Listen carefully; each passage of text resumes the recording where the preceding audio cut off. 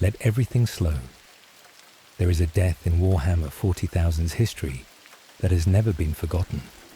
Not because it was the most strategically significant death, though it was. Not because it changed the course of the heresy, though it did. Because of how it happened.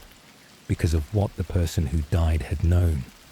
Because of what he chose to do with what he knew. Sanguinius, Primarch of the Blood Angels, knew he was going to die. Not as a vague premonition, not as the general awareness that combat produces, as prophetic certainty. He had seen it in the visions that his psychic gift had been giving him across the years of the heresy. He would board the Vengeful Spirit. He would face Horus. He would not survive. This was not a possibility he was afraid of. It was a fact he had made peace with and carried with him through every subsequent battle, every speech to his sons, every moment of the siege of Terra. He went anyway. He walked into the ship knowing what was inside. He walked into the confrontation knowing what would happen. He did it because the death was necessary, because his sacrifice was the thing that would give the Emperor the chance to end what Horus had become. This is what elevates Sanguinius from a hero to a legend. Not the wings, not the golden armor, not the beauty that the lore describes as surpassing every other Primarch's. The willing acceptance of a known death for the sake of something larger than his own survival. Tonight we begin before the death. We begin with who Sanguinius was, where he came from, what he was before the heresy, what made the Blood Angels the legion they became under his guidance, the child of Baal. Sanguinius's gestation pod fell to Baal Secundus, one of the irradiated moons of the planet Baal, a wasteland of ash and radiation, where the scattered tribes of humans who had survived there maintained a desperate existence. The environment of Baal Secundus was toxic in the way that nuclear-scarred landscapes remain toxic across generations. The radiation had not killed all the humans, but it had transformed many of them into mutant forms that the setting's radiation contamination produces. The infant Sanguinius was found by the Baalite humans and taken in, what they found. A child who was already different from them in ways that went beyond the mutations the radiation had produced in the indigenous population. Wings. The enormous feathered wings that had grown from his back. Not the grotesque mutations of the radiation-altered Baalites, but something that looked, to the people who found him, like the wings of the angels that their fragmented mythology described. He grew quickly. The accelerated development of Primarchs meant that the infant who had been found became a powerful warrior in the time that an ordinary human child would spend becoming a teenager. He was larger than the adults around him within years. He was stronger than anyone on Baal Secundus within more years. He led, the specific quality that the Baalites would have recognized immediately. He was like them in the ways that mattered. He lived on the same irradiated moon, breathed the same poison air, survived the same conditions, and unlike them in every way that survival demanded. He was the most capable thing on a world that required capability to survive. His leadership of the tribes was not imposed. It emerged from what he was. He was also, from early in his documented history, aware that he was going to die. Not in the general existential way that everyone is aware of mortality, in a prophetic way that his psychic gifts were beginning to express. Fragments of vision, moments of certainty about things that had not happened yet. The quality of a psychic ability that was still developing, but that was already showing him more than he fully understood. He faced this, not with denial or with a performance of courage that people use when they are frightened, with the particular equanimity of someone who has processed something terrible and arrived at acceptance rather than avoidance. The visions were real. What they showed would happen. His life would continue in the interval before it happened, and he would live it as fully as was available to him. What the Emperor found. The Emperor located Sanguinius on Baal Secundus during the Great Crusade. The meeting of a Primarch with his genetic father, the reunion that Primarch finding narratives in the setting tend to depict as the moment the wandering child recognized their origin, was, in Sanguinius's case, the meeting of two beings whose qualities immediately recognized something in each other. The Emperor's response to Sanguinius was particular. The lore preserves the quality of the Emperor's regard for the Angel of Baal, a love more devoted than he gave to his other sons, not the functional appreciation of a commander for a capable subordinate, a personal regard of a father for the child who most embodied what the father had been hoping for. Sanguinius was given command of the 9th Legion, the Blood Angels, whose history before their Primarch had been darker than most legions' histories. The 9th Legion had been violent in ways that went beyond what the Great Crusade's military requirements justified. They had been secretive. The flaws that would eventually be revealed as the Red Thirst had been present in the Legion before Sanguinius arrived, and the Legion had been managing them through means that the Imperium had not fully known about. He transformed the Legion, the specific transformation of the Blood Angels under Sanguinius, from a Legion with a dark reputation to the Legion that would become the Imperium's most celebrated aesthetic achievement, whose art and architecture and specific pursuit of beauty set them apart from every other legion, was one of the Great Crusade era's most remarkable institutional changes. He did this through the quality of his own character expressed through his leadership. The Red Thirst was still present.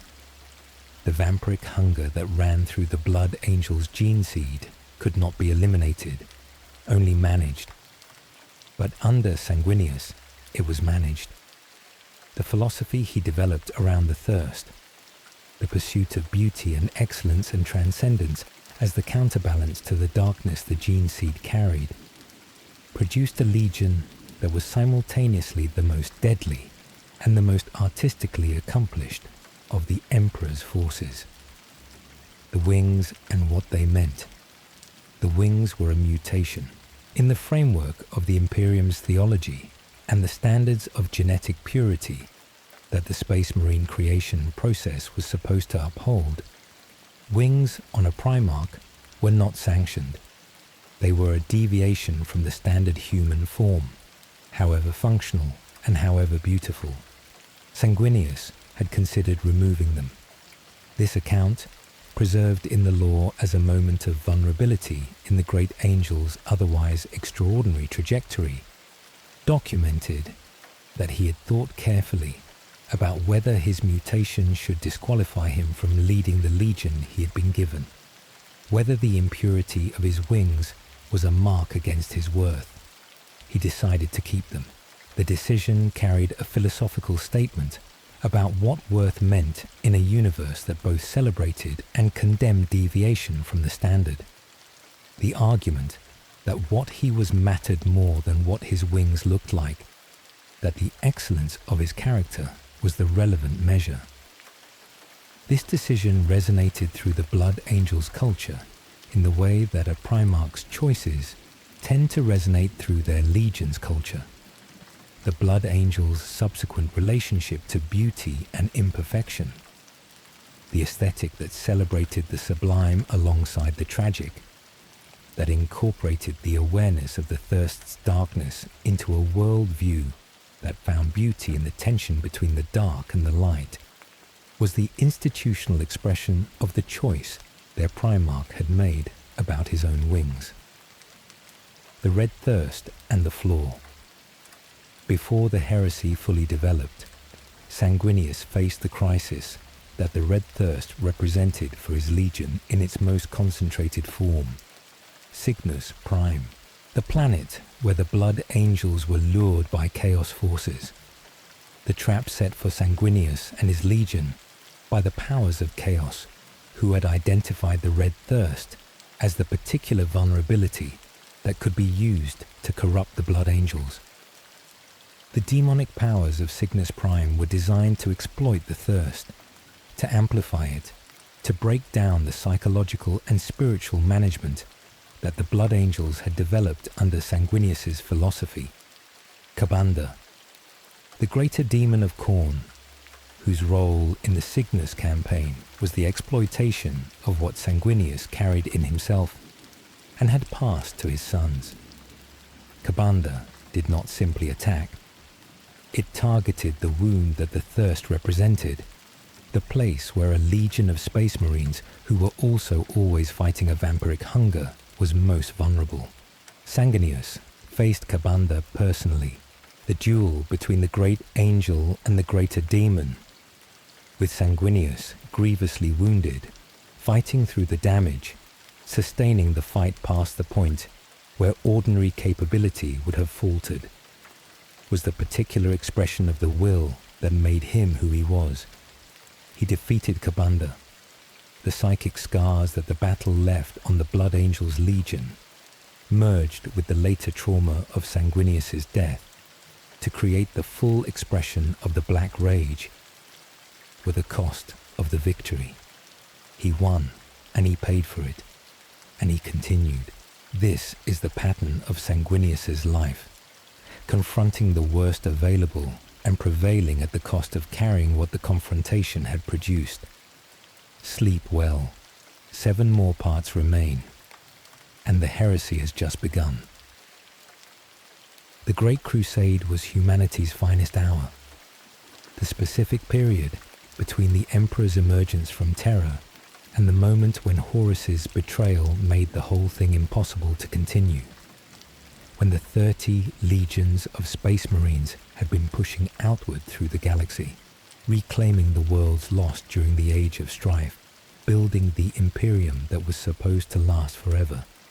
Sanguinius and the Blood Angels had been part of this, had fought in dozens of campaigns across the galaxy, had been among the forces that the Emperor deployed for the most significant and most demanding operations. Because the Blood Angels, under Sanguinius, had become the most celebrated and most terrifyingly capable of the legions. Tonight, we follow the Blood Angels during the Great Crusade. Not the military history in detail, but the character of the legion they had become under Sanguinius, the relationships he had built with his brothers, and the particular quality of the Blood Angels as a force that combined aesthetic cultivation with extraordinary violence. The Blood Angels' character.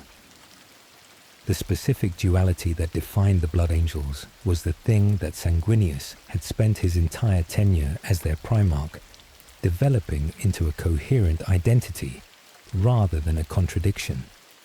The thirst. The specific vampiric hunger that ran through the Blood Angel's gene seed, the specific compulsion toward blood that the mutation produced, was never absent. It was the darkness that the Legion carried, the particular internal enemy that every Blood Angel fought alongside whatever external enemies the Great Crusade produced. The Red Thirst was not theoretical.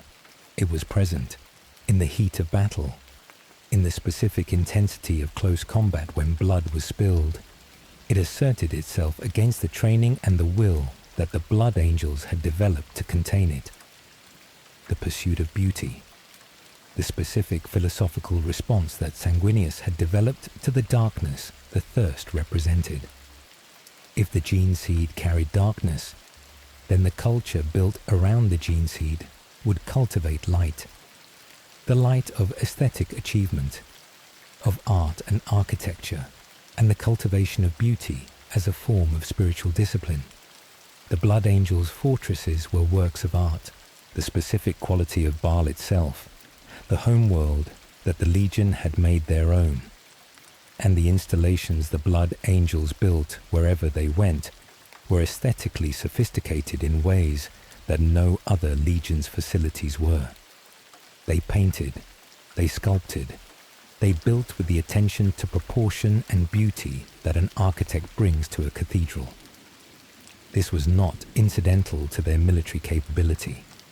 Sanguinius had understood something that few military leaders of any era had fully articulated.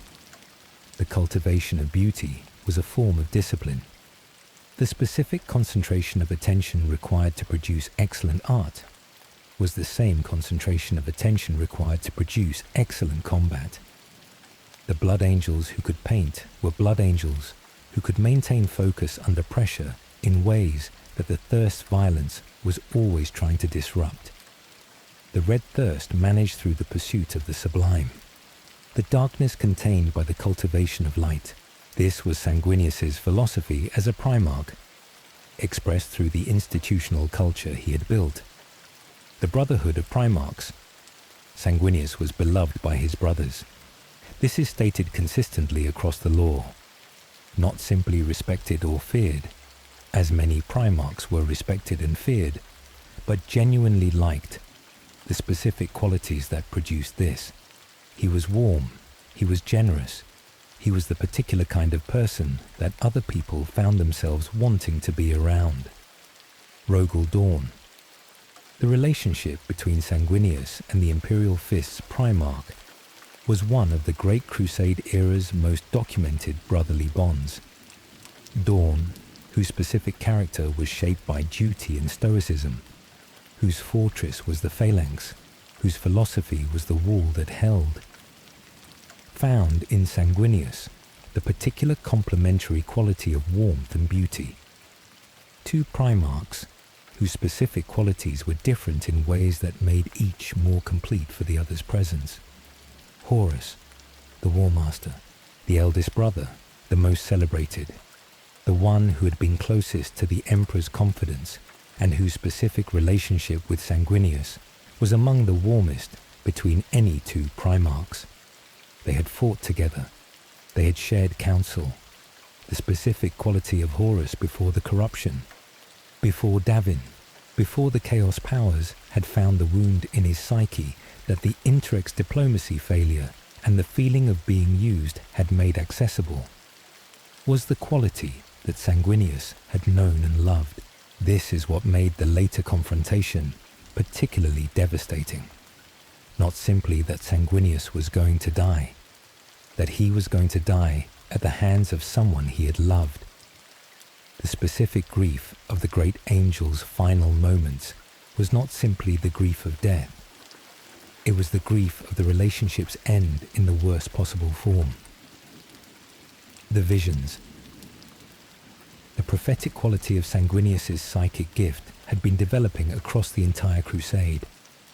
Not all visions were clear, not all were correctly interpreted, but some were. He saw his death. The certainty that had been building across the later Crusade period as Horus's corruption became visible to those who were watching closely, as the betrayals at Istvan were revealed in their full horror, hardened into something that Sanguinius could no longer describe to himself as possibility rather than certainty. He would board the Vengeful Spirit. He would face Horus, would not come back. The question that the visions posed: what did you do with knowledge of your own death? The answer that Sanguinius had been working out across the long period of the Heresy's development was not the comfortable answer. It was not denial or avoidance or a performance of not knowing that people sometimes sustain when the knowledge is too heavy to carry openly. He had seen it. He was carrying it. He was going to do what needed to be done anyway. The Blood Angels at Istvan Void. The catastrophe of the Heresy's beginning.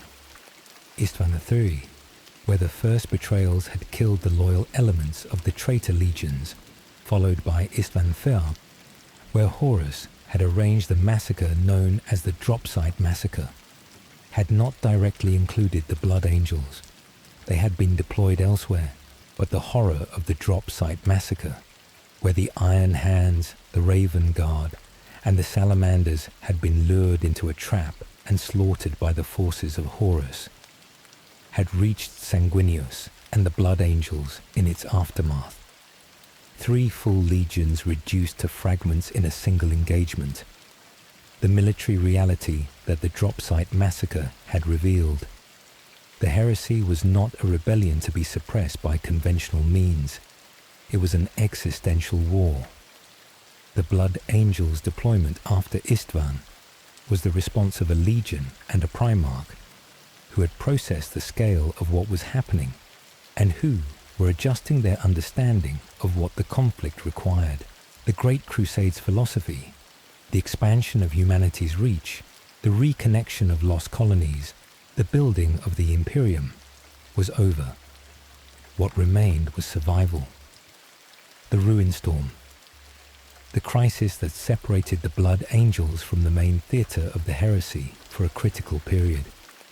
The Ruin Storm, the massive warp phenomenon created by the powers of chaos to prevent the loyalist Primarchs from reaching Terra at the critical moment of the Heresy. Sanguinius, Robert Guilliman, and Lionel Johnson, 3 of the most capable loyalist Primarchs, were caught within the Ruinstorm's influence, unable to reach Terra, cut off from the information about what was happening at the Heresy Center. The specific frustration and the horror of knowing the war was happening and being unable to reach it.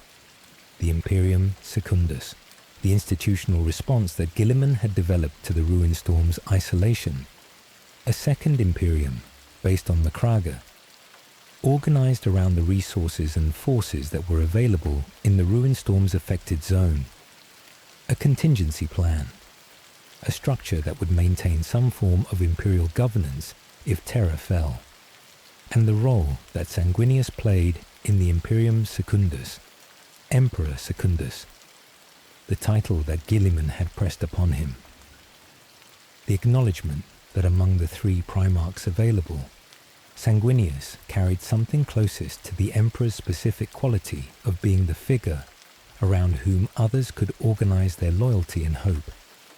He had not wanted the title. The weight of being given a symbolic position of divine authority, being asked to be a substitute emperor when he already knew he was going to die, was the particular combination of honor and burden that the Imperium Secundus represented for him.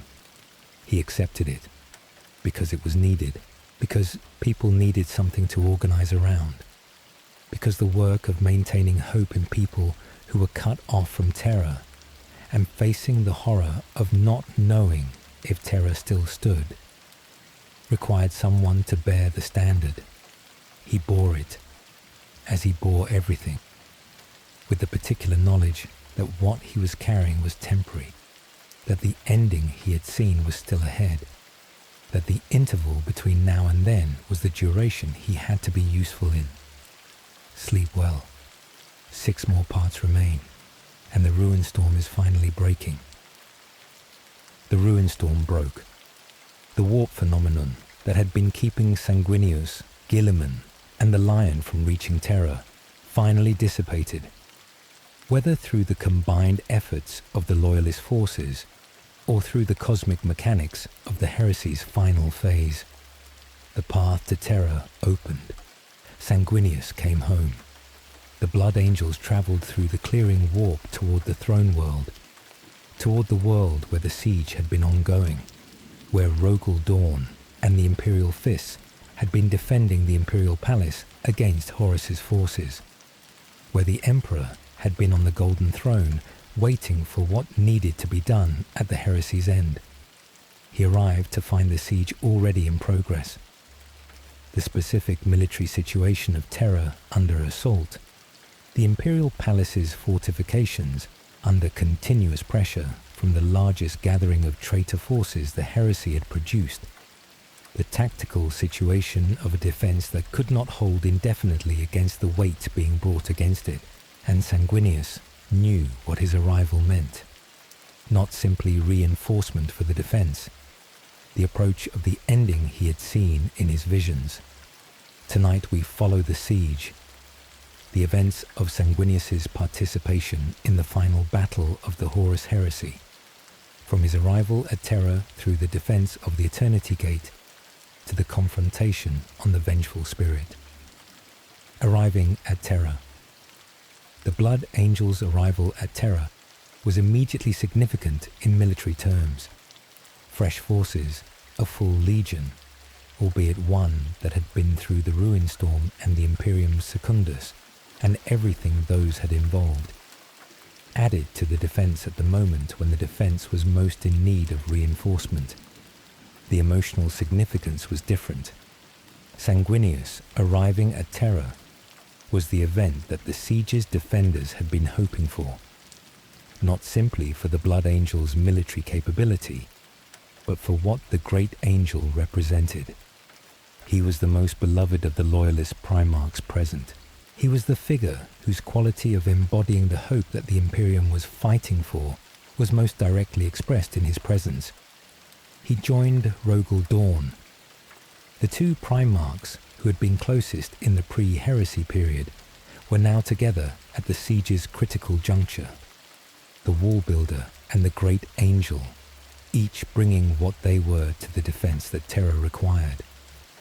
The Blood Angels were deployed at the most critical points, not because Dawn was expending them strategically, because Sanguinius had come to fight, and the Blood Angel's specific quality as the most aesthetically celebrated and most viciously capable of the legions was exactly what the siege's most pressured positions required. The Eternity Gate. The Eternity Gate. The defensive position, whose name the siege of Terra's histories preserved as the location of Sanguinius's most consequential stand, the final portal to the inner sanctum of the Imperial Palace, and the Emperor himself. The Eternity Gate was the choke point that the entire siege was organized around. If the traitor forces broke through the Eternity Gate, they reached the Emperor. If they could reach the Emperor, the Heresy had achieved its worst possible outcome. Every defensive resource that could be committed to holding the Eternity Gate had been committed. Sanguinius held it. The military achievement of the siege's final phase was the Blood Angel's defense of the Eternity Gate against forces that included everything that Horus's coalition had thrown against the palace's interior, not the entirety of what was attacking. The siege was happening across the whole of Terra, but the concentration of force directed at the gate. He fought without sleep. The detail the lore preserves about the Eternity Gate's defense was the duration and the intensity. A stand that went beyond what the human metabolism, even augmented to the Space Marine standard, could sustain without the cost of extended extreme physical effort. He had been fighting for days. He had been fighting for days while carrying the knowledge that the fight's outcome was not what the fighting would produce. The Eternity Gate held because of him. The siege's outcome was not determined by the Eternity Gate. It was determined by what happened on the Vengeful Spirit. He was exhausted when he boarded the ship. This specific detail, the physical state of a Primarch who'd been holding the most contested position in the most significant battle of the Heresy, is one of the lore's most careful observations about the Confrontation's terms. He did not go to Horus fresh. He went to Horus as someone who had already given everything the defense required, and who had the additional fighting to do that the vision had shown him. The second encounter with Kabanda. Before the confrontation with Horus, before the boarding of the Vengeful Spirit, Sanguinius faced Kabanda again.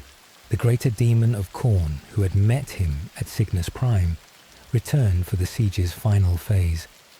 The horror of this encounter, Kabanda had prepared for it. The demon who had fought Sanguinius at Cygnus Prime had learned from that fight, had prepared for the qualities that had allowed the Great Angel to prevail there, had arrived at Terra with the particular readiness of a being whose nature was violence, and whose preparation for this violence had been thorough. The fight was harder than Cygnus. Kabanda had slaughtered 1,000 blood angels before the specific point in the engagement when Sanguinius finally drove him off, had extracted a cost from the Legion that the Cygnus encounter had not extracted, and Sanguinius had prevailed again. The specific pattern, confronting the worst, paying the cost, continuing, was expressed at the siege in its fullest form. He drove off the demon at the cost of further exhaustion, further wounds, further depletion of the resource that the confrontation with Horus was going to require. He was going to board the Vengeful Spirit next. The vision had been clear. He knew what was coming. The decision to board. The Emperor, Sanguinius, and Rogel Dawn teleported to the Vengeful Spirit. The decision to take the fight directly to Horus's flagship, to bring the Heresy to its end through direct confrontation rather than continuing the siege's attrition, was the Emperor's. Sanguinius went. He went knowing what the vision had shown him. He went because the thing his death was supposed to accomplish, the weakening of Horus, the damage that the great angel's sacrifice would produce in the War Master's protection, required him to be there, whether he told anyone what he had seen, whether the Emperor or Dawn knew the content of the prophetic visions that had been showing Sanguinius his own death. The law does not confirm in every detail. The quality of carrying knowledge of your own death while going to meet it, without the people you are going with being fully aware of what you are carrying. This is the particular weight of the great angel's final moments. The teleportation scattered them. The technology of warp transit teleportation was unreliable in the conditions around the Vengeful Spirit. The demonic energies saturating the space around Horus's flagship, disrupting the precise targeting that the equipment required. Sanguinius was separated from the Emperor and from Dawn. He was alone on the Vengeful Spirit, the ship that was the center of Horus's power, the ship that the vision had shown him. Alone. What he did before Horus. He did not find Horus immediately. The Vengeful Spirit was enormous. A battleship of enormous scale, its interior transformed by the demonic energies that Horus's corruption had invited into it. Sanguinius moved through the ship alone. He found traitors. He fought them. The Blood Angel's capacity for violence, the thing that the Red Thirst had always represented in its most extreme expression, the violence of a being who was also always fighting his own hunger, expressed itself through the Vengeful Spirit's corridors as the particular fury of someone who knew the death was ahead and had nothing to lose by being violent in the interval. He was looking for Horus, not hiding, not trying to find a way off the ship, not attempting to rescue anyone, moving toward what the vision had shown, the purposefulness of a being who had accepted what was coming and was moving toward it as directly as the ship's interior allowed. He found the command bridge. He found Horus. Sleep well. 5 more parts remain, and the confrontation is beginning. He found Horus on the command bridge of the Vengeful Spirit, the War Master, the first son, the brother who had been the Emperor's most trusted, who had been given command of the entire Great Crusade, who had been the human being most central to the building of the Imperium that Sanguinius had believed in. What he found was not that person. The Horus that Sanguinius found on the command bridge of the Vengeful Spirit was the result of the full expression of the Chaos Power's corruption. The War Master who had been bloated with the gifts of all 4 dark gods, who had been given power that exceeded what any single being had ever carried in the setting's history, who had been transformed by the sacrifice of everything he had been into something that could not have been predicted from what he had started as. He was enormous. The specific physical transformation that chaos corruption produces in its champions, The accumulation of gifts from the ruinous powers, the warping of flesh and capability beyond normal limits, had expressed itself in Horus at a scale that exceeded what it produced in lesser champions. He was a Primarch, already beyond the human scale, already the scale of a demigod. The Chaos powers had taken that and added to it everything 4 dark gods could give to a single vessel. And Sanguinius walked toward him anyway. What Sanguinius Said? The lore preserves fragments of the confrontation, partial accounts, incomplete records, the specific compressed versions of a moment that was witnessed only by the 2 people in it, and that ended with one of them dead. He tried to reach Horus. This is what the quality of Sanguinius's approach to the confrontation was. Not simply a fight, not simply a last stand, but an attempt to reach the person he had known before the corruption, to find in the monstrous thing in front of him some residue of the brother he had loved. Whether there was anything left to reach, whether the Horus who stood on the command bridge of the Vengeful Spirit retained anything of the person who had led the Great Crusade alongside Sanguinius, is one of the questions the lore preserves without fully resolving. The Chaos Power's corruption of a person does not necessarily eliminate the person. It transforms them, colonizes them, uses what was there as the vessel for something else. The Horus who responded to Sanguinius's attempt to reach him was the Horus whose specific qualities had been redirected rather than simply erased. He remembered Sanguinius, the specific quality of the confrontation that the lore's partial accounts preserve, that Horus recognized the Angel of Baal, that the recognition included something of the pre-corruption relationship, was also the quality of someone whose recognition was now organized around different purposes. The Dark Gods had not given Horus his power for free. The power was conditional. The condition was the performance of the task the powers had prepared him for, the ending of the Emperor's project.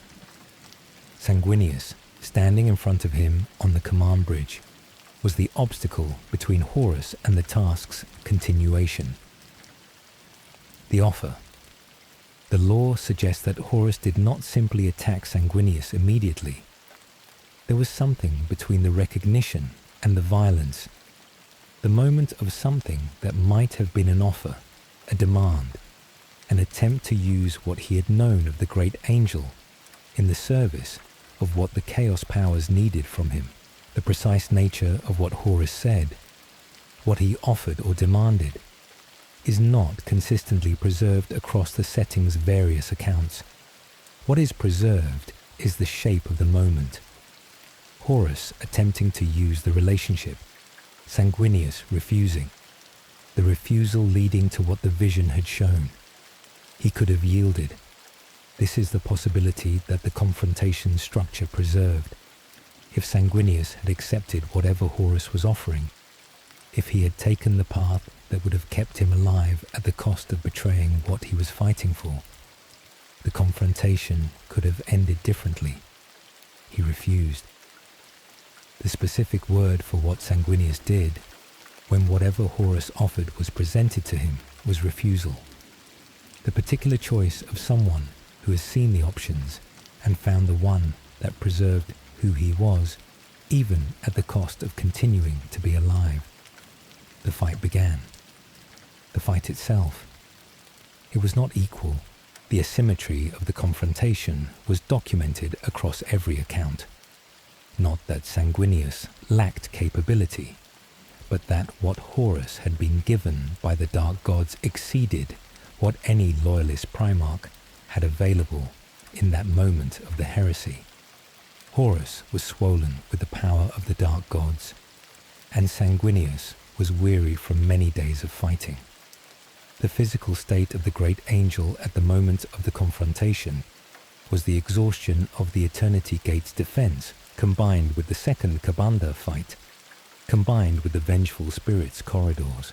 He had been fighting continuously for longer than most Space Marines had fought in their entire careers. he was also, in the deepest sense, ready. The quality of someone who has known what was coming and has made peace with it. The particular equanimity of acceptance rather than despair was present in whatever Sanguinius brought to the confrontation. He was not fighting to survive. He was fighting to do what needed to be done in the interval before the vision's conclusion. He fought. He did damage. The detail the law preserves as the most significant military fact of the confrontation.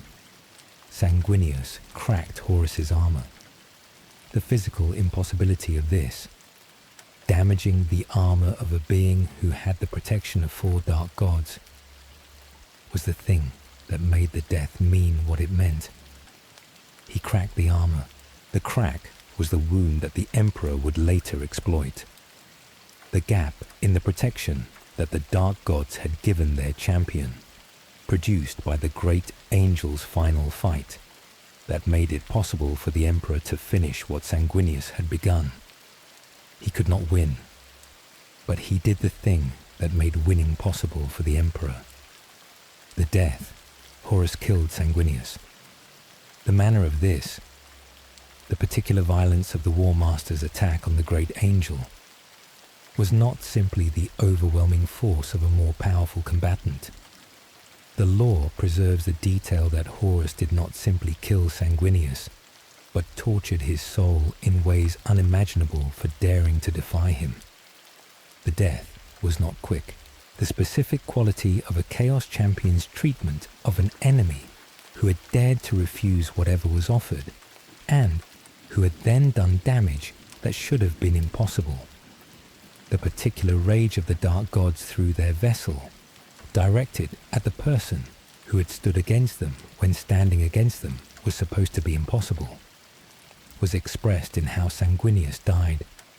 He died on the command bridge of the Vengeful Spirit, in the ship that was the center of the Heresy's power. Alone, as the vision had shown him he would be alone, having done the thing that the vision had required him to do. The crack in the armor remained. The psychic shockwave. The incredible pain and agony of that moment was transferred through a psychic link to the blood angels warring on the planet below. This is the cosmic event that the death produced. Sanguinius's death, the particular agony of it, the psychic weight of a Primarch's consciousness ending in the way that his ended, traveled through the genetic and psychic connection between a Primarch and his sons, and reached every blood angel fighting on Terra simultaneously. They felt him die, not the awareness of a general dying, the direct experience of their Primarch's final moments, transmitted through the connection that the gene seed created between Sanguinius and every Marine who carried his genetic legacy. They felt what he felt. They experienced the death from the inside. On Terra below, the blood angels went utterly berserk, their vision clouded by images of their Primarch's final moments. They fought as if they themselves were the great angel in his desperate battle with Horus. The black rage in its first expression, not the permanent genetic condition it would become. The immediate, overwhelming response of 10,000 Space Marines receiving the death of the person who was their father, their Primarch, the center of what they were. They stormed off the walls. They charged into the demonic horde without the tactical discipline that Space Marine combat required. They were not making decisions in that moment. They were expressing the grief and rage of a psychic connection that had just been severed. They were nigh unstoppable. The military outcome of the Blood Angels' berserk rage, which should have been disastrous from a purely tactical perspective, was the decisive contribution to turning the tide of the siege's ground battle. The traitor forces that had been pressing the Imperial defense found themselves facing 10,000 Space Marines who were beyond normal combat, who were fighting with the energy of beings who had nothing left to lose, and who were expressing everything they had in the direction of the enemy. The siege on the ground began to turn. not because of tactical genius, because of grief expressed as violence. Sleep well. 4 more parts remain, and the Emperor has found the crack in the armor. Sanguinius was dead. The great angel had fallen on the Vengeful Spirit's command bridge. The Emperor had found the crack in Horus's armor, the wound that Sanguinius's final fight had produced, and had used it to end the heresy. The siege of Terra was over. The Imperium had survived, and the Blood Angels were left to carry what the death had done to them. The Black Rage, the genetic curse that Sanguinius's death had imprinted on every Blood Angel who would ever exist. The psychic wound carried in the gene seed, passed from the Primarch's final moments into the genetic inheritance of his entire legion, and every successor chapter that would be born from it. Not simply a memory, a re-experiencing. The specific quality of a trauma so severe that it had been written into the biological material of the people who had felt it. Tonight we follow the Black Rage, what it is, what it does, and what it means for the Blood Angels 10,000 years after the man who caused it died. What the Black Rage is: every Blood Angel is at risk. The specific genetic condition of the Black Rage is not simply a battle frenzy or a berserker state in the conventional sense. It is the re-experiencing of Sanguinius's death, the particular subjective experience of the great angel's final moments, transmitted through the gene seed into the mind of the Marine who enters the Rage. They become Sanguinius, not metaphorically. They believe they are Sanguinius, fighting Horus on the Vengeful Spirit in the final confrontation of the Horus Heresy. They see what he saw. They feel what he felt. The images of his death play out in their consciousness as though they are present in them, rather than simply remembering them. This is the horror of the Black Rage as a condition. It is not a loss of self, so much as a replacement of self. The Marine who enters the Rage does not experience himself fighting on a 41st Millennium battlefield. He experiences Sanguinius fighting Horus 10,000 years earlier. The enemy in front of him is Horus. The battle he is fighting is the last battle of the heresy. The red thirst, which had always been present in the Blood Angel's gene seed, combined with the Black Rage to create the specific dual condition that defined the Blood Angel's existence: the vampiric hunger and the inherited grief. The thirst pulled toward blood.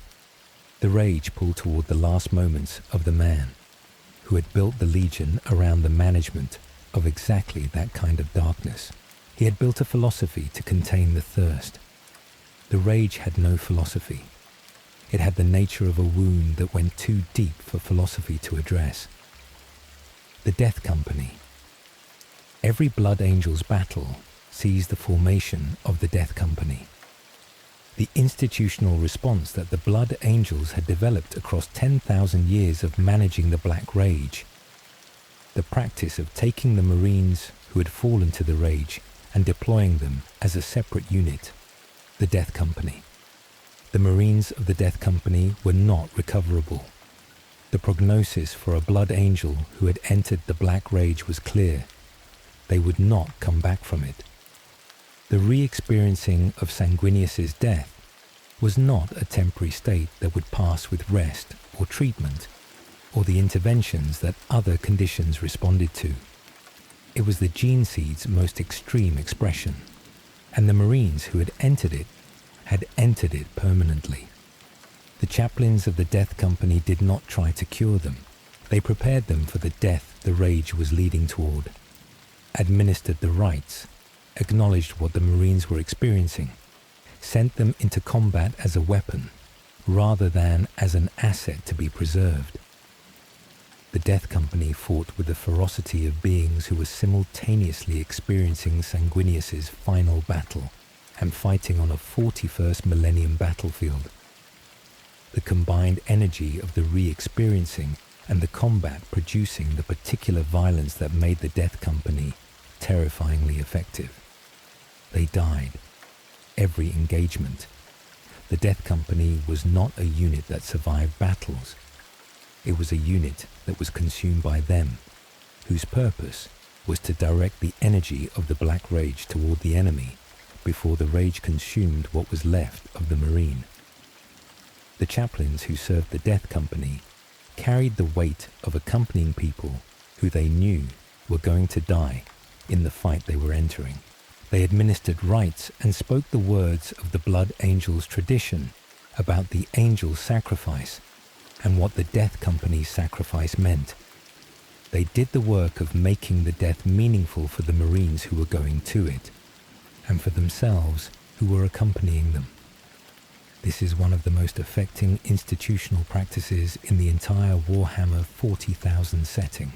Not the combat itself, the pastoral care that the chaplains provided to Marines who were already beyond recovery, the work of being present with people who were in the grip of a grief that 10,000 years had not diminished.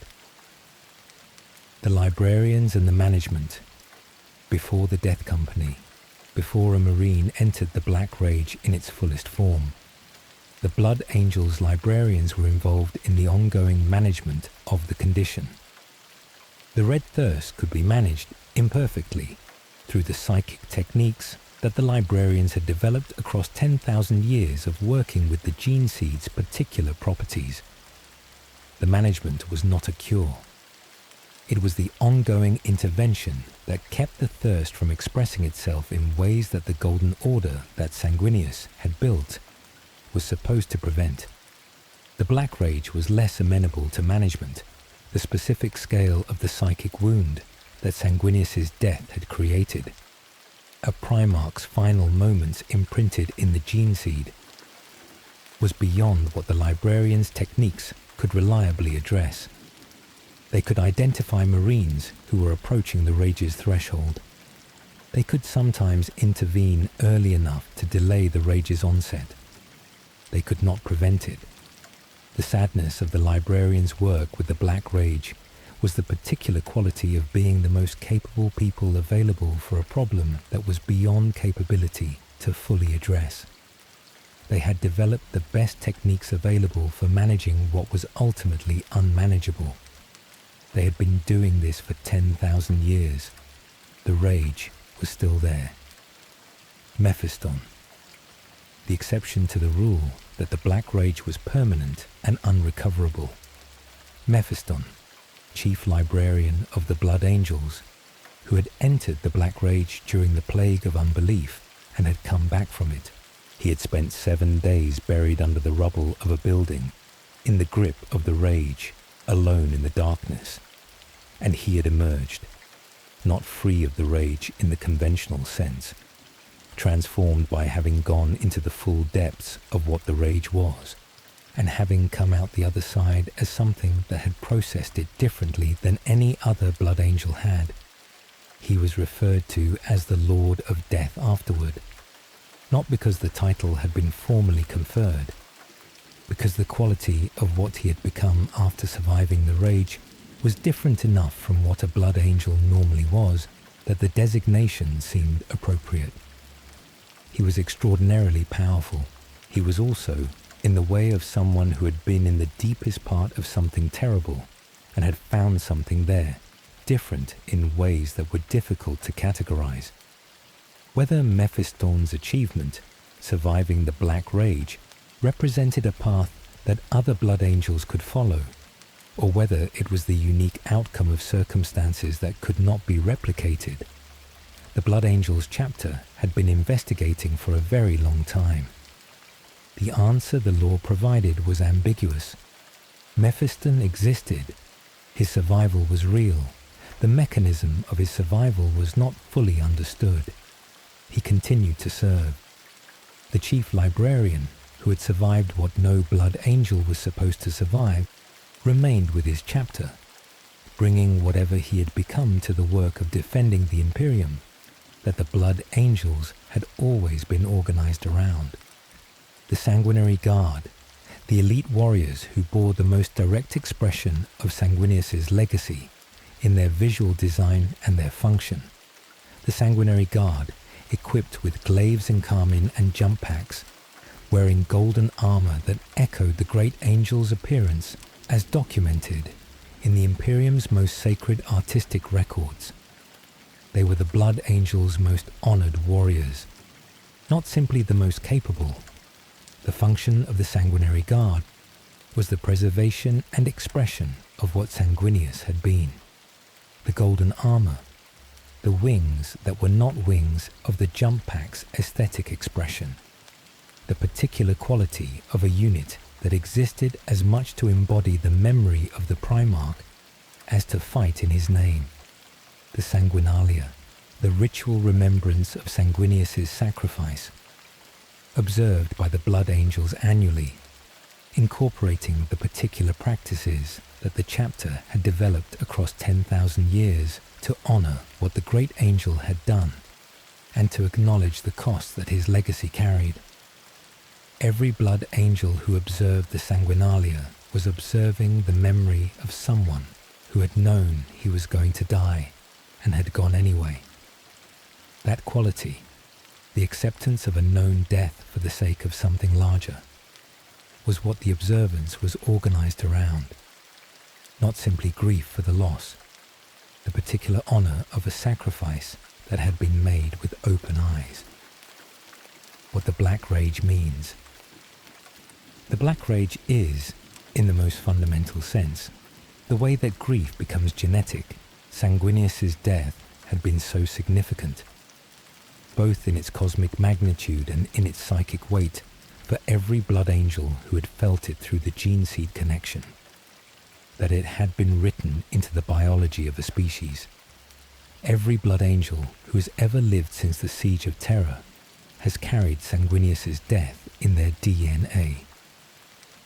Not as a metaphor, as a biological fact that expressed itself in the Black Rage when the threshold was reached, the re-experiencing of the Primarch's final moments, transmitted from the moment of his death through the gene seed into the consciousness of his sons 10,000 years later and more.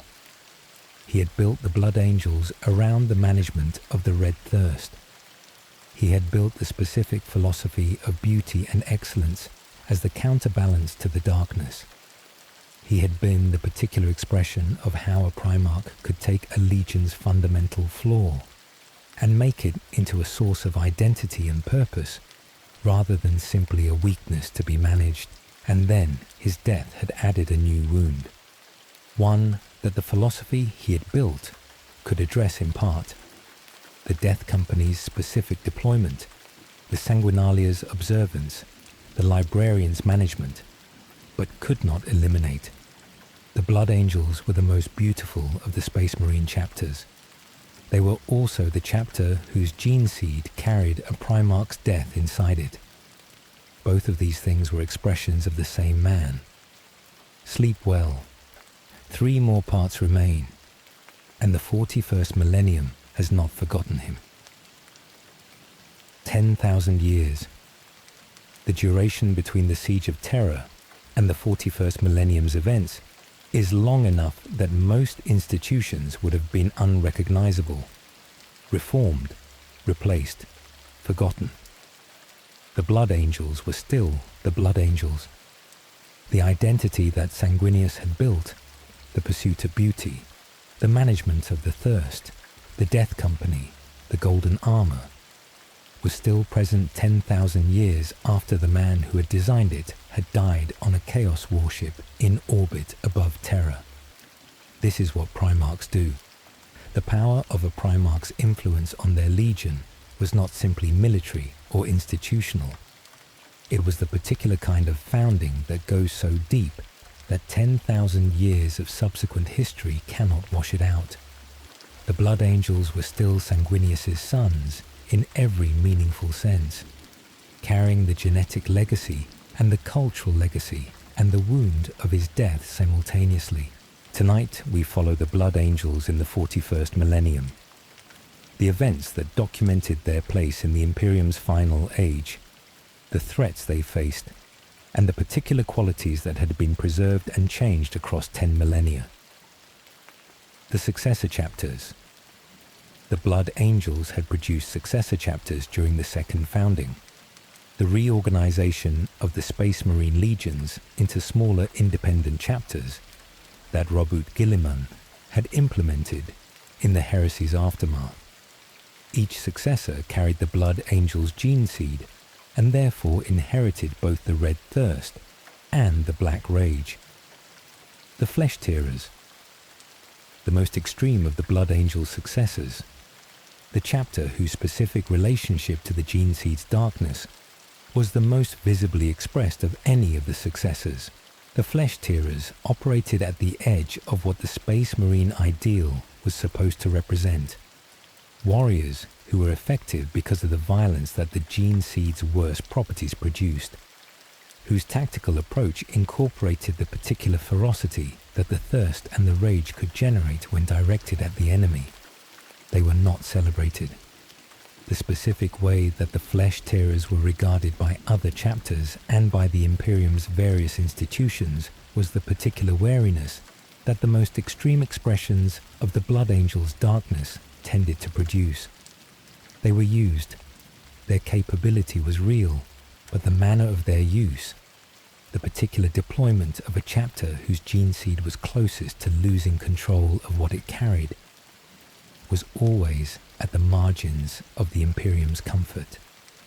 The Angels Sanguine, the Blood Drinkers, the Angels Encarmine, the other successors, each carrying the inheritance of Sanguinius's gene seed in their own expression, each managing the thirst and the rage through the particular institutional practices that the Blood Angels had developed, and that each successor had adapted to their own circumstances. The shared burden was the quality that connected all the successors regardless of their other differences. Every Blood Angel successor chapter had death companies. Every one had its chaplains who performed the specific pastoral work of accompanying the irrecoverable. Every one observed some form of the sanguinalia. Sanguinius had died 10,000 years ago, and every Marine who had descended from his gene seed was carrying the cost of that death. The War of the Chosen. The Blood Angels had participated in every major conflict of the 41st Millennium's final centuries. The campaigns that had defined the Imperium's last age before the Great Rift changed everything. Their specific deployment in the conflicts that most directly engaged their particular capabilities, the forces that the Red Thirst and the Black Rage could be directed toward most effectively, had produced the particular military record of a chapter that was used where the most intense and most costly fighting was happening. Armageddon. The Blood Angels were among the chapters that participated in the wars for Armageddon, the conflicts against Gazkul Thraka's orcs that had been among the 41st Millennium's most sustained major conflicts. The specific quality of Blood Angels in the Armageddon campaigns was the particular value of a chapter whose gene seed produced the kind of ferocity that orc warfare demanded. The specific close-quarters intensity of fighting orcs was the kind of combat that the Thirst responded to in ways that could be directed productively rather than destructively. The defense of Baal, the most significant event in the Blood Angels' 41st Millennium history before the Great Rift. The defense of Baal against Hive Fleet Leviathan. Hive Fleet Leviathan directed a tendril toward Baal, the homeworld that Sanguinius had been born on, that the Blood Angels had made their own across 10 millennia of the chapter's existence, the specific threat of losing Baal, the particular weight of a homeworld that carried the history of the chapter's origin, that was both the practical center of the Blood Angels' operations and the symbolic heart of what Sanguinius had been, was not simply a military problem. Commander Dante, the oldest living space marine in the Imperium, whose longevity had been extended by the Blood Angel's gene seed to a degree that even other Primaris and standard Astartes did not routinely achieve, organized the defense of Baal with everything available. Every Blood Angel's company was recalled. Every successor chapter that could be reached was contacted. The gathering of Blood Angels and successors that the defense of Baal produced was the largest assembly of Sanguinius's gene seed sons in the chapter's 10,000-year history. Every descendant of the great angel who could be reached coming to defend the moon where he had been found as a child. The Tyranids arrived. Hive Fleet Leviathan's tendril was enormous. The scale of the Tyranid assault on the Baal system exceeded what the assembled Blood Angels and their successors could address through conventional military means. The defense was holding at the cost of being consumed. The mathematics of Tyranid invasion, where the defenders could inflict casualties far beyond what their own numbers should have allowed, but could not ultimately prevent the assault from reaching its objective. And then the Great Rift opened. The galaxy-spanning warp tear that changed everything changed the Baal engagement simultaneously with everything else. The chaos energy of the rift's opening disrupted the Tyranid hive mind's coordination in the Baal system, producing the temporary chaos in the swarm's direction that the Blood Angels were able to exploit. And then Robert Gilliman arrived, the Primarch of the Ultramarines, returning from stasis as part of the gathering storm, leading the Indomitus Crusade. Reaching Baal at the moment when the combination of the rift's disruption and the assembled Blood Angels' capabilities had created an opportunity to turn the Tyranid assault from a defeat into something else. The defense of Baal succeeded, not without cost. The cost was the cost that Blood Angels' engagements always carried, measured in the Marines who had entered the Death Company during the assault and had not come back. But Baal stood. The Kesh, the Primaris Blood Angels. The Indomitus Crusade brought Primaris Space Marines. The new generation of Astartes, developed by Belisarius Cawl across 10,000 years of secret work, whose specific enhancements exceeded the standard Astartes template. The Blood Angels received Primaris reinforcements. The question that the Primaris Blood Angels raised: did the Primaris gene seed carry the Red Thirst and the Black Rage? The answer the law provided, as the Primaris Blood Angels fought their first engagements: yes. The genetic conditions that Sanguinius's legacy had imprinted on the Blood Angels' gene seed were present in the Primaris version as well. The Primaris Blood Angels felt the thirst. The Primaris Blood Angels entered the Black Rage. Belisarius Cawl's 10,000 years of work had refined and enhanced almost everything about the Space Marine template. He had not been able to remove what Sanguinius's death had put there. The Death Company received Primaris Marines. The chaplains who had always accompanied the Irrecoverable added Primaris blood to the group they accompanied. 10,000 years after the Siege of Terra, in the newest and most technically sophisticated version of the Space Marine available, the Great Angel's death was still present. What the Blood Angels were in the Dark Imperium. After the Great Rift, in the age of the Dark Imperium, where the galaxy was divided and the Imperium Nihilus was cut off from Terra, the Blood Angels were among the loyalist forces attempting to hold what could be held. Commander Dante was given authority over the Imperium Nihilus's defense, named the regent of the Imperium's dark half, the responsibility for coordinating the defenses of the cut-off half of the Imperium assigned to the oldest living Space Marine. It was an enormous burden, the weight of being the most experienced commander available in a situation that required the most experienced commander available, given to a man whose longevity had produced wisdom and had also produced the particular weariness of someone who had been fighting for a very long time. He was still Sanguinius's son, carrying the gene seed managing the thirst, having seen Marines in his own command enter the Black Rage and go to the Death Company, having observed the Sanguinalia for more Sanguinalias than most Blood Angels had been alive. He was still going, as Sanguinius had gone, with the knowledge of what carrying this was costing, and without the option of putting it down. Sleep well. 2 more parts remain, and the great Angel has not been forgotten. 10,000 years is long enough to turn a person into a god, not metaphorically. In the Warhammer 40,000 universe, where the psychic weight of collective belief in the warp produces actual divine entities, the adoration of billions of humans across 10 millennia directed at a single figure produces something that may have genuine metaphysical weight. Sanguinius is worshipped. Not simply honored or remembered, actively worshipped, incorporated into the Imperial cult as one of its most significant divine figures, believed to intercede with the Emperor on behalf of the faithful, depicted in the stained glass of countless cathedrals and the iconography of the ecclesiarchy's most sacred spaces.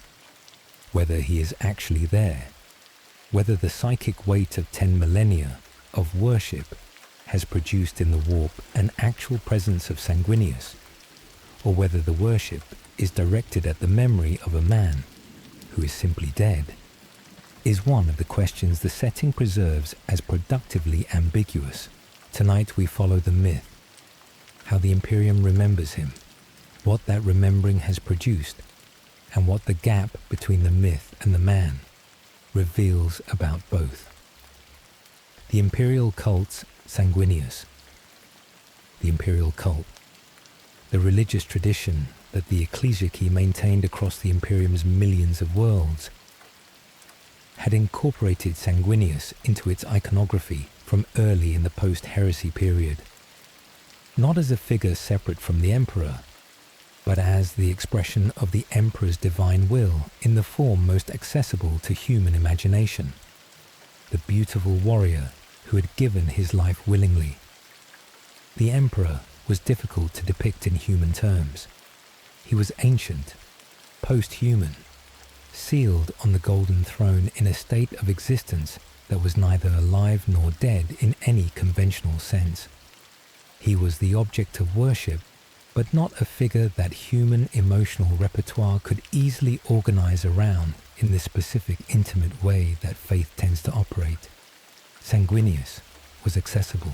He had been human. Primarch level, certainly.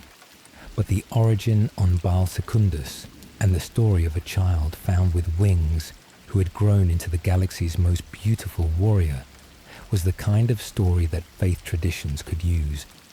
He had died for the Imperium. He had died knowing he was going to die. He had done it willingly, as an act of love for the Emperor and for humanity, the theology that the Imperial cult built around him. The great angel who had sacrificed himself so that the Emperor could defeat chaos.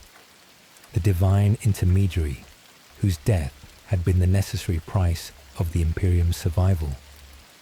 The figure whose wings and whose golden armor made him the most visually compelling of the Primarchs for devotional art. The stained glass of the cathedrals showed him with wings extended, golden armor gleaming, facing the darkness.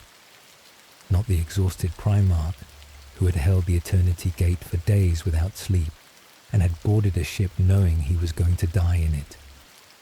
The mythologized version, cleansed of the particular human weight the actual story had carried, elevated into the transcendent form that religious iconography requires. What the myth loses, the specific human qualities of Sanguinius, the particular things that made him who he was rather than simply what he represented, are the things that tend to be lost in the mythologization process. The visions, the knowledge that he had carried for years before the siege, the certain awareness of his own death, the particular burden of that knowledge in the moment-to-moment experience of someone who had processed it and was living in the interval before it. This quality does not translate well into devotional iconography. The great angel in the stained glass windows was not depicting a man who knew he was going to die. He was depicting the transcendent sacrifice, the exhaustion, the specific physical state of the great angel at the end, the days without sleep at the eternity gate, the second fight with Kabanda, the Vengeful Spirit's corridors alone.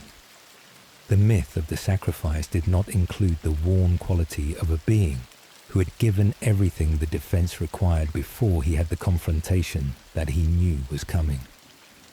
The specific love for Horus, the particular grief of what the confrontation meant, not simply a hero fighting a monster, but a brother finding what his brother had become and having to fight it anyway. The emotional content of the confrontation was more complex than the myth's version of it allowed. What the myth preserved, the sacrifice, the beauty, the willingness, the wings. What the myth lost, the person who had been carrying all of it. This is what mythology always does. It takes the weight of a life and makes it into something that can be carried more easily. The particular compression that transforms the complexity of a person into the particular clarity of an icon. The Blood Angels Sanguinius. The Blood Angels did not worship the same Sanguinius that the wider Imperium worshipped. They remembered a different version. The version that the Gene Seed and the Black Rage and the Death Company and the Sanguinalia had preserved. Their Sanguinius was the man who had built the philosophy around the Red Thirst, who had decided not to remove his wings because what he was mattered more than the form it took, who had been at Cygnus Prime and had fought Kabanda, and had carried the psychic scars of that fight into everything that followed, who had established the traditions that every Blood Angel still followed. The Sanguinalia's specific observance within the Blood Angels was different from its observance in the wider ecclesiarchy. The wider imperial cult celebrated the sacrifice. The Blood Angels observed the weight of carrying the sacrifice's genetic legacy, the particular quality of honoring someone whose death you re-experienced in the Black Rage, whose final moments were present in your gene seed, who was not simply someone you mourned but someone whose death you were biologically connected to. This was a more intimate and more difficult relationship to a dead figure than the wider imperial cult maintained. The Blood Angels could not simply venerate Sanguinius from a devotional distance. He was in their blood. His death was in their DNA. The distance that worship usually maintains between the worshipper and the object of worship was collapsed in the Blood Angels' case by the nature of the gene seed they carried, the visions remembered. The prophetic quality of Sanguinius's gift, the visions that had shown him his own death across the years before the siege, had been preserved in the Blood Angels' tradition as the particular evidence of his specific grace. He had seen, and he had gone anyway. This was the theological statement that the Blood Angels made about what the visions meant. Not that the visions had been a burden to be borne with courage, but that the choice to act fully in the knowledge of the outcome was the expression of something that exceeded ordinary courage. Ordinary courage was acting despite not knowing the outcome. What Sanguinius had expressed was something different. Acting despite knowing the outcome. The willingness to continue, to fight, to hold the eternity gate, to board the Vengeful Spirit, in the full knowledge of what the boarding would produce, was the expression of a quality that the Blood Angels had tried to cultivate in themselves across 10,000 years of carrying his legacy. The Death Company, in a sense, embodied this. The Marines who entered the Black Rage were not simply berserkers. They were, from the Blood Angels' specific theological perspective, in some way reenacting the quality of Sanguinius's sacrifice, going to a known death in the service of something larger, not by choice, and not with the consciousness that the great angel had brought to his choice. The rage replaced the choice with compulsion, but the echo of the choice was there, in the structure of what the Death Company was and why it existed. The question of return, the question that the Blood Angels and much of the Imperium had been asking across the 41st Millennium's final decades. Could Sanguinius return? Guilliman had returned. The Primarch of the Ultramarines, sealed in stasis after the Heresy, had been awakened and healed and was active in the Dark Imperium. The precedent this set, that a Primarch could return, that the stasis technology and the divine intervention and the circumstances of the Heresy's aftermath had preserved something that could be restored, produced in every loyalist faction whose Primarch had died a hope. Could Sanguinius come back? He had not been sealed in stasis. He had not been preserved in any conventional sense. He had been killed by Horus on the Vengeful Spirit, his body recovered by the Emperor, eventually interred in the red sarcophagus that the Blood Angels' fortress monastery preserved as their most sacred relic. The red sarcophagus, the object that contained whatever remained of the great angel, whose precise condition, after 10,000 years of internment, the Blood Angels themselves did not fully know, because opening the sarcophagus was not something that had been done in the recent period of the chapter's history. Whether Sanguinius could return, whether whatever the sarcophagus contained was sufficient for the kind of restoration that Guilliman had undergone, was a question the law preserved as unanswered. The Blood Angels' hope, the Imperium's hope, the particular longing of people who carried the genetic legacy of a man who had been extraordinary and who had died 10,000 years ago and whose death was still present in their blood. What the myth serves. The specific function of the mythologized Sanguinius in the 41st Millennium was the function that all myths about sacrifice serve, giving meaning to suffering. The Imperium's faithful, facing the horrors of an existence in a galaxy that contained tyrannids and chaos and orcs and necrons and all the other things that wanted to consume or corrupt or destroy humanity, needed the particular comfort of believing that their suffering was part of something larger, that the deaths were not random, but were expressions of a divine plan whose purpose was worth the cost. Sanguinius had given his life for the Imperium's survival, the specific narrative of his sacrifice, a willing death accepted with open eyes for the sake of humanity, was the particular narrative that made the ongoing cost of the Imperium's existence meaningful for the billions of humans who believed in it. Whether this was true, whether the great angel's sacrifice had the cosmic significance that the imperial cult attributed to it, or whether it had been the particular death of a very remarkable person in a very terrible war, the Warhammer universe was honest enough to preserve both possibilities simultaneously. The myth served. The people who believed in it found comfort in the belief.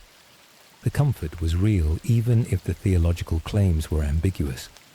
And in the gene seed of the Blood Angels, his death continued to be real in a way that had nothing to do with the myth at all. Sleep well. One final part remains, and the great angel's story is still not fully told. Let everything slow. We have followed Sanguinius from the irradiated moon of Baal Secundus, and the child with wings who had led the tribes, through the Emperor's recognition and the Blood Angel's transformation, through the Great Crusade and the Brotherhood of Primarchs, through the visions that had been showing him his own death, through the Heresy and the Ruinstorm and the Imperium Secundus, through the Siege of Terra and the Eternity Gate and the Command Bridge of the Vengeful Spirit. We have followed what his death produced, the Black Rage in the Gene Seed, the Death Company, the myth that 10,000 years of worship had built around the man who had carried something far more complicated than the myth preserved. Now we step back and we ask what the story was doing. The choice that defined everything. Every narrative has a central moment, the event or decision that all the other events are organized around, that reveals what the story was about. Sanguinius's central moment is not the death. It is the decision to board the Vengeful Spirit. He had the visions. He had seen what was going to happen. He had the certainty. Not the general awareness that combat was dangerous. Not the warrior's philosophical acceptance of possible death in battle. Of a man who had seen the outcome and knew it was not a possibility, but a fact. And he walked toward it anyway. The quality of this choice, what makes it the central moment of the story, was not courage in the conventional sense.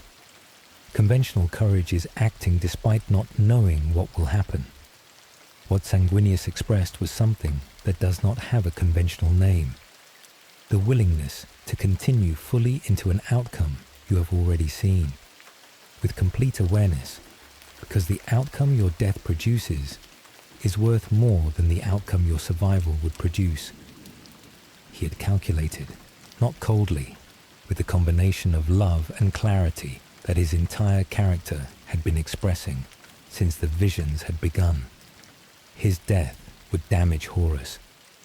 The crack in Horus's armor that his final fight would produce would give the Emperor the vulnerability to exploit. Without that crack, the Emperor's confrontation with Horus might not have the outcome it needed. His death was necessary, not simply tragic, necessary.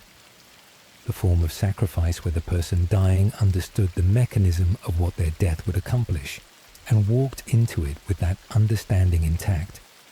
He did not want to die. This is the quality of the story that the myth's version tends to lose. Sanguinius was not seeking death or welcoming it in the way of someone who had ceased to value their own existence. He had his sons. He had his brothers. He had a warmth toward the world that his character had always expressed. He wanted to live. He boarded the ship because the outcome of the heresy required him to do what needed to be done in it. What it cost. The cost of the choice was not simply the death. The death was the end of the cost, not its entirety. The cost was carrying the knowledge across the years of the heresy. From the moment when the visions had crystallized from possibility into certainty, from the point where he could no longer tell himself that what he was seeing might be wrong. He had been carrying it through the ruin storm, through the Imperium Secundus, through every engagement of the siege, the weight of being fully present in your life, fighting, leading, loving, doing all the things that the interval between the knowledge and the death required, while knowing that the interval was the thing it was. Not a life extended toward an open future, but a life extended toward a known conclusion. He had not told everyone. The specific decision about who knew what he had seen and what he was carrying was one of the choices the law preserves without fully specifying. Whether the Emperor knew, whether Dawn knew, whether his sons knew the specific content of the visions, the complete picture is not available. What is available? He had gone on. He had continued to lead, to fight, to be present for his sons and his brothers, to do the work that the interval required, without performing the collapse that the knowledge could have justified, without using the knowledge as a reason to stop being fully who he was in the time available. This is the quality that the blood angels had been trying to cultivate in themselves for 10,000 years. Not the death. Anyone can die. The going on. The willingness to be fully present in the life available, knowing what it was leading towards, without the knowledge reducing what the life contained. What the Black Rage actually is. 10,000 years of theological interpretation of the Black Rage had produced the understandings that the Blood Angels maintained about their curse. The Death Company, the Sanguinalia, the Chaplain's pastoral care. All of these were the institutional expressions of those understandings, but the thing that the Black Rage was, at its most fundamental level, was this: the grief of people who had lost someone they were connected to, preserved in the biological material through which the connection was expressed. The Blood Angels had felt their Primarch die, not the way that soldiers feel their commander die, the psychological knowledge of a significant loss, the specific direct transmission of a Primarch's final moments through the psychic and genetic connection of the gene seed. They had been inside the death. They had felt what he felt, and that experience, too large for a human psyche to process, too large and too overwhelming for the normal mechanisms of grief to address, had been written into the gene seed, into the biological material that was passed from marine to marine, chapter to successor chapter, generation to generation. The Black Rage was not simply a genetic flaw, it was the expression of what it meant to be so connected to another being, that their death could not be separated from your own survival. The Blood Angels had been so connected to Sanguinius, through the gene seed, through the bond of Primarch and sons, that his death had become their inheritance. He had died carrying them. The gene seed was the material of that carrying, the biological expression of what a Primarch and his sons were to each other. And the death in that material was the cost of the connection being as deep as it had been. The wings, he had kept them. The decision, the particular moment of considering whether the wings were a disqualification and deciding they were not, was one of the story's quietest and most significant choices. The wings were a mutation. In the setting's theological framework, they were a deviation. The argument against keeping them was the argument of institutional conformity. What you are is not what the standard requires. Therefore, you should modify what you are to match the standard. He had decided that what he was mattered more than what the standard required. That the excellence of his character, the quality that the Emperor had recognized, that his sons had built their culture around, that the Imperium had worshipped for 10,000 years, was not conditional on conforming to the standard's expectation of what a Primarch should look like.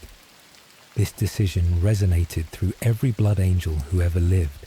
The message embedded in the Primarch's choice about his own wings was the message about what worth meant for beings whose gene seed carried a darkness they had not chosen.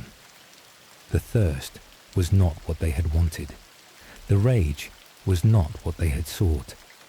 The darkness of their inheritance was the particular form their existence took, and Sanguinius had decided, with the wings, that what a being was mattered more than the form that being's existence took, that the excellence available within the darkness, the philosophy of beauty, the cultivation of the sublime, the particular achievement of a legion that had become the most artistically accomplished expression of what Space Marines could be, was the authentic response to carrying what they carried. He was the one who had made that argument with his own body, who had kept the wings. One final image, the Vengeful Spirit's command bridge, after Sanguinius was dead, before the Emperor arrived. He was there, the great angel, in the posture of someone who had done what needed to be done, and for whom the doing was finished. The golden armor bearing the marks of the fight. The wings folded. The crack in Horus's armor, the legacy of everything he had brought to the confrontation. He had known, from the moment the visions had crystallized, across the Heresy, across the ruin storm, across the siege. He had known this was what was coming. He had been here, in the vision, for years. before he was here in reality. The vision had been accurate. The outcome was what the vision had shown. The crack was in the armor. The Emperor was coming. He had done it, not triumphantly, not in the emotional register of victory, in the emotional register of completion, of having arrived at the thing the long interval had been leading toward, and having done it as fully as was available to him. The blood angels on Terra felt him die. The black rage rose in them simultaneously, 10,000 of them experiencing the command bridge at the same moment, feeling what the vision had shown he would feel, the psychic connection expressing itself in the grief of a species that had been built to be connected to its founder. They charged, off the walls into the enemy, with the energy of grief expressed as violence, the particular fury that the black rage produced in the moment of its first expression. Somewhere in the genetics of every blood angel who would ever live, the moment of the command bridge was already being encoded, the death that would become the inheritance, the vision that would become the rage. The particular human weight of one person's willing death, made biological, made permanent, made the inheritance that 10,000 years had not diminished. Sanguinius had wanted to live. He had known the outcome. He had walked toward it with open eyes. He had kept the wings. This has been the entire Sanguinius timeline.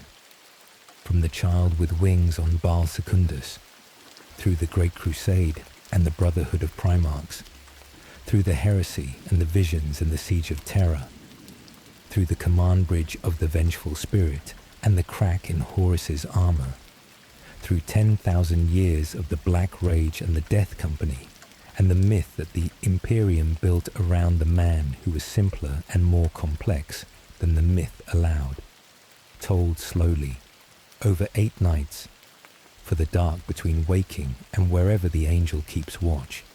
He chose his death, and the blood angels have been carrying it ever since. Good night.